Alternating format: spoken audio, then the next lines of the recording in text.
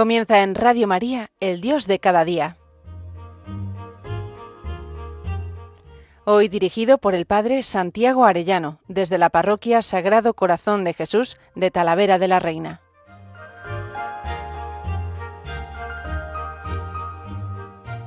Muy queridos oyentes de Radio María, muy queridos amigos todos, qué gusto un lunes más con todos ustedes. Estamos en pleno octavario de oración por la unidad de los cristianos.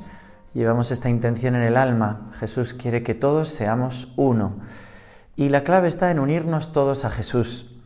Cuanto más unidos estemos todos a Jesús, más unidos estaremos también todos los cristianos. Se trata de caminar hacia Cristo.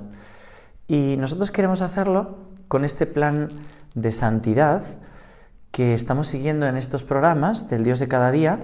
Hoy, 19 de enero, el combate espiritual del Padre Lorenzo Scupoli. Estamos viendo los distintos capítulos de este tratado espiritual que tanto bien nos está haciendo, que llevó consigo 19 años San Francisco de Sales. Y hemos ido viendo desde el principio, llamada a la santidad es confianza de uno mismo y confianza en Dios, ordenar el entendimiento y la voluntad, fue otro programa, combatir las pasiones, fue otro programa, y en otro programa especialmente, así como el anterior había sido las pasiones de la sensibilidad, aquí era con pasiones también de la impureza y de la pereza. Bueno, pues nosotros vamos a ver hoy cómo sobrenaturalizar lo visible en este camino a la santidad, también el dominio de la lengua, cómo llevar la inquietud y las derrotas en este camino, ya digo, de la santidad, de la unión profunda con Cristo. Vamos a ver esto primero. ¿Cómo podemos valernos de los seres visibles para elevar nuestro corazón a Dios? Son muchos los santos, como San Francisco de Asís, San Antonio de Padua, Santo Domingo de Guzmán, Santa Gertrudis, muchos que han recibido el don de piedad que les ha hecho sentir hacia Dios un cariño como de los hijos a los padres más amorosos. Elevar así el corazón hacia el buen Dios es el don de piedad. Y esto les ha hecho saber descubrirlo en toda la creación, en las aves, en las flores, en el campo, en la tormenta, en el cielo estrellado, en un corderito, en una lluvia fina, en unos frutales, en un gallo que canta, en un río, en una imagen de una madre que está abrazando a su bebé. Vamos a ver algunos textos que me parecen preciosos. Por ejemplo, a San Francisco de Asís, cuando escuchaba cantar a las aves, exclamaba: «Avecillas del bosque, con su canto me están enseñando a no dejar nunca de alabar a mi Dios y cantar en su honor». O las flores: «Por favor, seguidme recordando que yo también debo vivir siempre orientado hacia el cielo, hacia mi sol, que es Jesucristo, y exhalar continuamente el perfume de mis oraciones». Cuando veamos los girasoles en los campos, ¿no?, que van girando en torno al sol, pues yo quiero vivir así. O San Antonio de Padua dice: «Quiero unirme a la voz de las aves y al perfume de las flores y al resonar de las corrientes de agua para alabar y bendecir a mi Creador». Esto en las cosas pues preciosas de la naturaleza, pero a veces uno dice: ¿y en una tormenta con rayos? En medio de la más pavorosa tormenta se nos dice de Santa Catalina de Siena, que decía: «Qué poderoso es mi Padre Dios, qué maravilla tener por padre y amigo al ser más potente que existe». ¿No? Si te ha tocado alguna vez en una montaña una tormenta de esas eléctricas, ¿tú pensabas eso? ¡Qué potente es mi Dios! Decías: «¡Corre! ¡Hay que refugiarse!». Bueno, pues los santos han visto en todo, ¿no? Hablaba este Scupoli: en una noche estrellada, si el cielo es tan hermoso por este lado, ¿cómo será por el otro lado? Y se emocionaba pensando en el paraíso que nos espera. Es verdad que los salmos ya nos enseñan a vivir así. El Salmo 8 dice: «Oh Señor, cuando contemplo el cielo, obra de tus manos, la luna y las estrellas que has creado, me pregunto, ¿qué es el hombre para que te acuerdes de él? ¿Cómo me acuerdo de mis mayores, de mi padre, de Antonio Pérez Mosso, sacerdotes que me han enseñado a mí a cantar? Iban cantando: ¿qué es el hombre para que te acuerdes de él? El ser humano para darle poder. Señor Dios nuestro, qué admirable es tu nombre en toda la tierra, en toda la tierra». No dejemos de cantar cuando contemplo el cielo, la obra de tus manos. ¿Qué es el hombre? ¿Qué soy yo? Pues una pequeñez.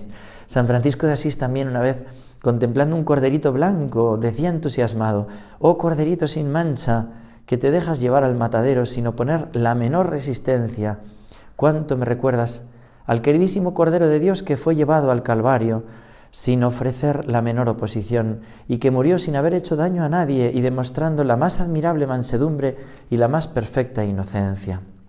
Bueno, pues en todo tenemos que verle, en una lluvia fina, ver cómo cae la gracia sobre mi alma. En unos frutales me tengo que preguntar, oye, ¿y yo estoy dando los frutos?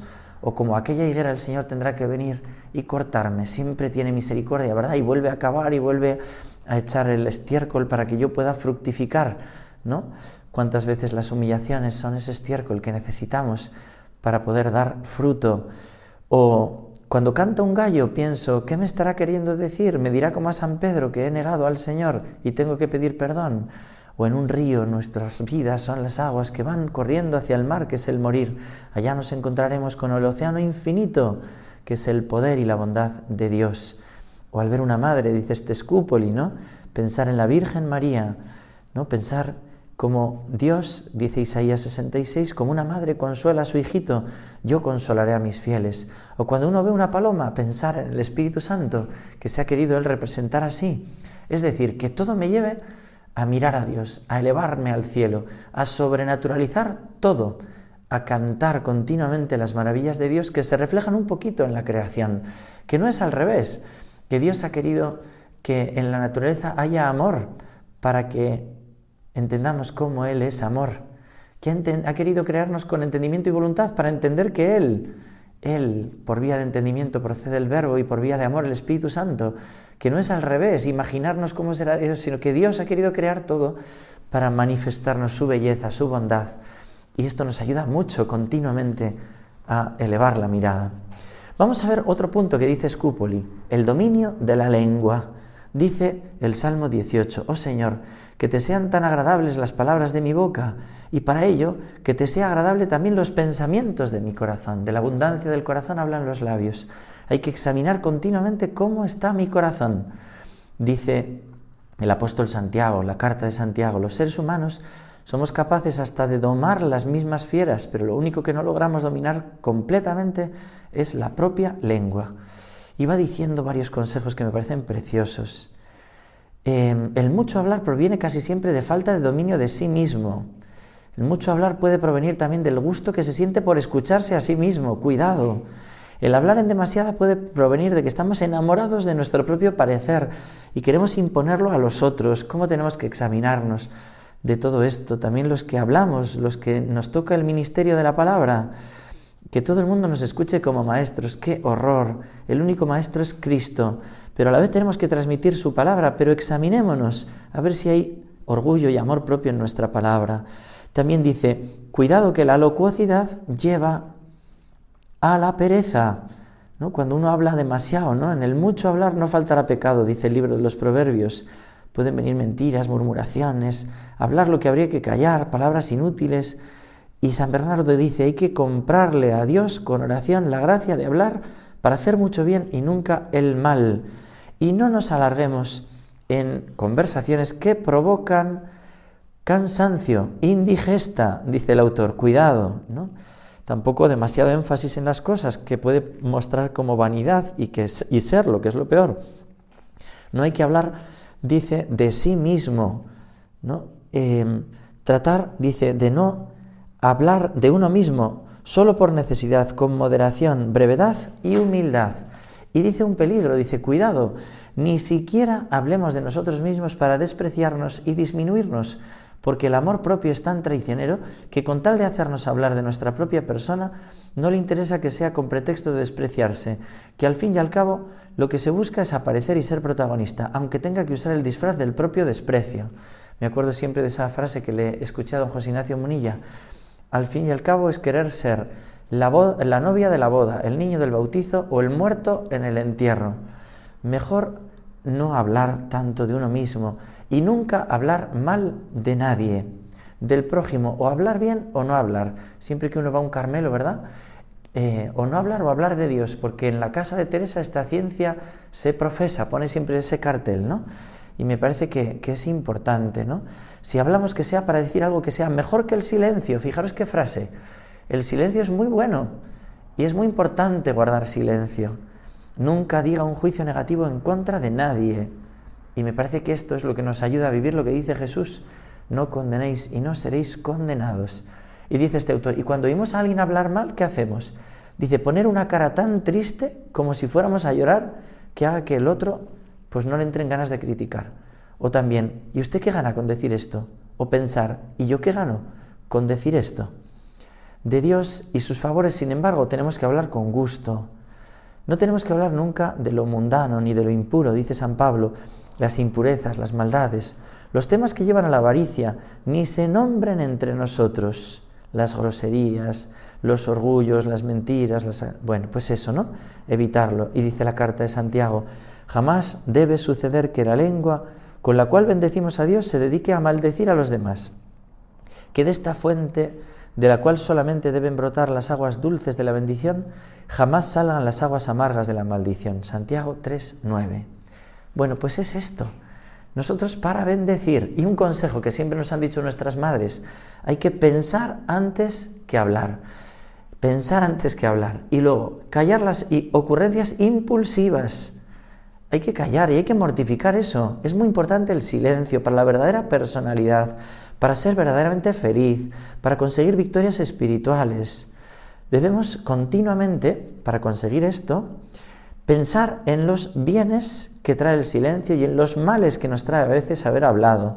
Dice el apóstol Santiago, quien sabe poner freno a su lengua sabrá también poner freno a las demás inclinaciones de su cuerpo. La lengua no mortificada es como una chispa que prende fuego a todo un cañaveral, o como un veneno que contamina toda la existencia de quien lo posee. Y a callar se aprende callando. Le preguntaron a un monje con fama de santidad muy bueno, ¿qué hacía él para vencerse, para dominar sus inclinaciones? Y hizo una señal de la cruz sobre sus labios. Nosotros tenemos que signarnos y santiguarnos. Pedimos la cruz para la mente, para que no vengan malos pensamientos, pero también para los labios y para el corazón, ¿no? Malas palabras, malos sentimientos. Es necesario callar algo cada día, dice el Eclesiastés. Sean pocas tus palabras, pero las que sean pocas, que sean amables y alegres. Y dice otro peligro, cuidado con el mutismo. Hay un mutismo amanerado, artificial, exagerado, que hace aparecer como muy informados y que en realidad esconde orgullo. Una pregunta a tiempo, un apoyar lo que el otro dice, un mostrar interés por el tema que están tratando, hace que aunque se hable poco, agrade la propia presencia. Fijaros que me parece que esto también es importante. A veces un silencio puede ser muy incómodo, una pequeña palabra, ¿no? Pero de todas formas, acordarnos de aquello. Dios nos ha dado 2 orejas y una boca. Tenemos que escuchar mucho más de lo que hablamos. Y dice San Pablo, nuestra conversación, cum mica salis, sea siempre vuestra palabra con gracia, sazonada con sal, para que sepáis cómo debéis responder a cada uno. Y el Evangelio, en San Marcos 9:50, tened sal entre vosotros y vivid en paz unos con otros. Bueno, pues todos estos consejos creo que nos hacen mucho bien. Vamos a ver otro punto. ¿Cómo huir de la inquietud y evitar las preocupaciones del corazón? El diablo, cuando no puede quitarnos la gracia, intenta quitarnos la paz. Y dice el profeta Elías, el Señor no está en la conmoción y en la agitación. Y Jesús corregirá a Marta y a cada uno de nosotros. Andas inquieta y nerviosa por tantas cosas. Solo una es importante. Qué importante es la paciencia, tener esa paz interior. La paciencia, que dice Santo Tomás, es la virtud por la cual, ante la presencia del mal, no nos dejamos vencer por la tristeza o el disgusto. Jesús dirá, el que quiera seguirme, que cargue con su cruz de cada día y se venga conmigo. No dejarse vencer por la tristeza. Cuando viene una enfermedad, cuando viene un sufrimiento, hay que tener paciencia. Y para eso yo os invito también a que se lo pidáis al Señor. Descansar en Él, tener paz en Él, como dice esta canción. Ven y descánsate en Dios, en Dios. Ven y descánsate en Dios, en Dios.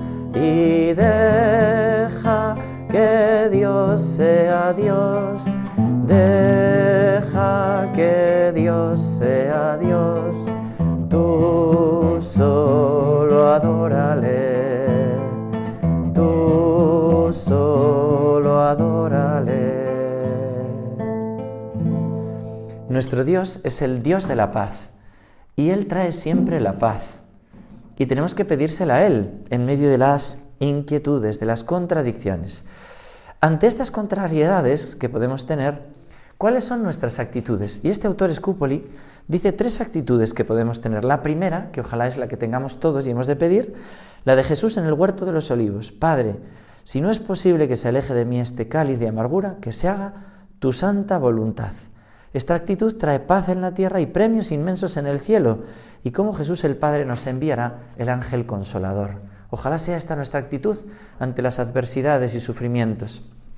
La segunda actitud, la de los antiguos estoicos. Por faltarle el detalle de ofrecerlo todo por amor a Dios, se les puede quedar sin mucho premio para el cielo, porque no lo ofrecen. Es ser estoico, fijaros qué dominio tengo, ¿no? He sufrido esto y no siento las piernas, ¿no? En las películas a veces antiguas, ¿no? Que un héroe, ¿no? Que yo qué sé, que no siente nada, ¿no? Que no hay dolor, que no hay dolor. Y eso por orgullo, por ser estoico, eso sirve para muy poco. Y la tercera actitud, que ojalá sea todavía menos la nuestra, renegados, como el mal ladrón, ¿no? Ante un sufrimiento, bájame de la cruz, ¿no? Como el mal ladrón. Y blasfemaba, ¿no? Es premio de condena esto, en vez de sufrir con mérito, ¿no? Bueno, estas 3 actitudes, que la nuestra sea la de Cristo. Y para no impacientarse, ¿qué hay que hacer? Y va dando varios consejos muy buenos. Cuando nos impacientamos, pues lo primero, pensar, ¿por qué Dios permite este sufrimiento? Nunca es por venganza, siempre es para nuestra purificación y para nuestra santidad, para que vayamos al cielo. Bueno, pues digamos, mira, el Señor lo permite para un bien, ¿no? Segundo, dice él, hay que prever un sufrimiento, una preocupación, una dificultad que nos puede salir, ¿no?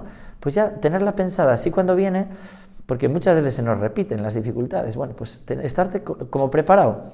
Tercero, recordar que todo es para bien. Todo es para bien de los que aman a Dios, dice la palabra de Dios. Y nos dice José en Egipto, fue Dios el que permitió esto que parecía un gran mal, y lo permitió porque de ello iba a resultar un gran bien. También nos aconseja, y me parece que tenemos que pedirlo, permanecer siempre alegres, recordar los beneficios de Dios. Muchas veces nos duele el zapato en un punto y solo pensamos en eso. Tenemos que pensar en todos los beneficios que hemos recibido. También nos advierte contra los deseos exagerados y tenemos que pensar, ¿viene de Dios este deseo? Y pedir consejo y mortificar muchas veces los consejos. Los deseos esos exagerados. Jesús dice, si se empieza una obra sin hacer cálculos acerca de si se podrá terminar y luego no se logra acabar, la gente se nos va a burlar y decir, empezó y no fue capaz de concluir. Lo mismo, el tema de los recuerdos amargos. ¿Que alguien nos humilló, nos atacó injustamente? Pues con eso hizo crecer nuestra humildad y nos ejercitó en la paciencia. ¿Que hemos cometido muchos y graves pecados en la vida pasada? Pero ya los confesamos y hemos pedido muchas veces a Dios que nos perdone. ¿Para qué seguimos recordándolos? Más bien sumerjámonos en el océano inmenso de la bondad y de la misericordia de Dios, y así se cumplirá lo que prometió el profeta Miqueas. Tú, oh Dios, arrojarás al fondo del mar todos nuestros pecados para no volvernos a recordar. Fijaros qué hermoso todo esto, ¿no? Quitar recuerdos amargos, pensar que Dios sacará bien de ello y a otra cosa y pensar los bienes. Confiemos el pasado en manos de Dios y dediquemos a vivir alegres y optimistas el presente, esforzándonos por agradarle con nuestro buen comportamiento. Que tuvimos tremendas imprudencias que nos ocasionaron enormes pérdidas. Aprovechemos esta amarga experiencia para aprender lecciones para el futuro, pero no nos amarguemos llorando por la leche derramada. Volvamos a empezar animosos. Qué buenos consejos que se nos están dando. Y en la carta de Primera de Pedro 5:7, coloquemos nuestras preocupaciones en manos de Dios, que Él se interesa por nosotros. Qué hermoso, Él se interesa. A Dios le importa. Hay que analizar nuestros remordimientos y ver los frutos. Si nos lleva a confiar más en la divina misericordia, a pedir perdón, a empezar una vida más virtuosa, pero si solamente llevan a amargura, a desánimo, rechacemos como venidos del mal espíritu. No, es que tengo mucho remordimiento. Pues cuidado, que igual es del mal espíritu. Y pone un refrán aquí que es muy simpático para aprendérselo. Tristeza y melancolía fuera del alma mía. Tristeza y melancolía fuera del alma mía. Tengamos en cuenta que al final de nuestro tiempo, como dice el Apocalipsis, se abrirá el libro de la vida, donde está escrito todo lo que hemos sufrido y a cada uno se le pagará según sus méritos. Y el Salmo 55, coloquemos nuestras preocupaciones en manos de Dios, que Él se encargará de proporcionarnos las soluciones. Y por último, quiero hablar de lo que debemos hacer cuando sufrimos alguna derrota en el combate espiritual. Dicen los proverbios, 7 veces cae el justo, pero otras 7 veces se levanta. En cambio, el imprudente se queda hundido en su miseria espiritual. Nosotros, ante una falta, no desanimarnos. Recuperar enseguida la amistad con Jesús, por supuesto, ir enseguida a confesarse, a pedir perdón. Y luego orar. Hay que orar de muchas maneras. Por ejemplo, decir, no me habría detenido si tu bondad infinita, Dios mío, no me hubiera socorrido, sino que habría cometido faltas aún mucho más graves, hubiera caído por una pendiente a faltas más graves. También recordar, a quien mucho se le perdona, mucho ama. Por tanto, gracias Jesús por tu bondad en nuestra oración. Como el publicano repetir, misericordia Señor, que soy un pecador, añadiendo, oh Señor, no permitas que jamás me aparte de ti. Hemos pecado y cometido iniquidad, pero tu misericordia es más grande que nuestra miseria y tu poder muchísimo más grande que nuestra debilidad. No te fijes en la infidelidad, sino en el deseo que tenemos de recobrar tu divina amistad. No tenemos que dudar nunca del perdón de Dios. Eso sí que le duele, pensar que Él no nos puede perdonar si es tan bueno. Un corazón humillado y arrepentido Dios nunca lo desprecia, dice el Salmo 51. Y aunque tus faltas, dice Isaías, aunque por ellas tu alma sea roja como la tela más roja, yo la volveré blanca como la nieve. Y dice Jeremías, con amor eterno te amé y volveré a concederte la belleza espiritual que antes tenías. Jeremías 31:3. Esta es la confianza que hemos de tener y esta es la actitud ante nuestras faltas.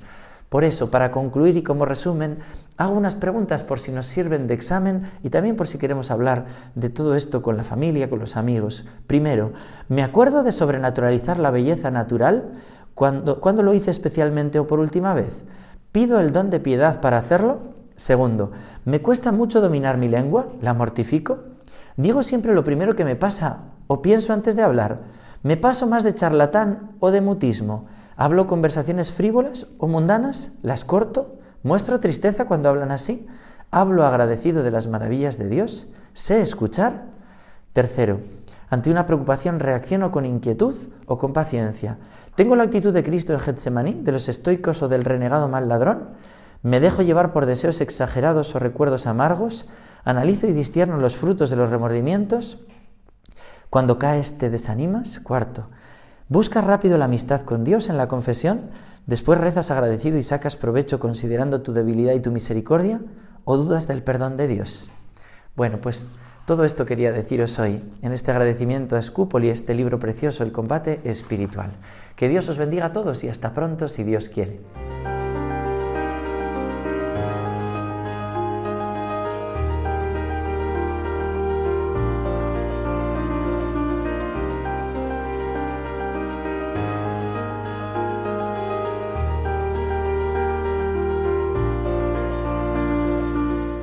Finaliza en Radio María, El Dios de cada día.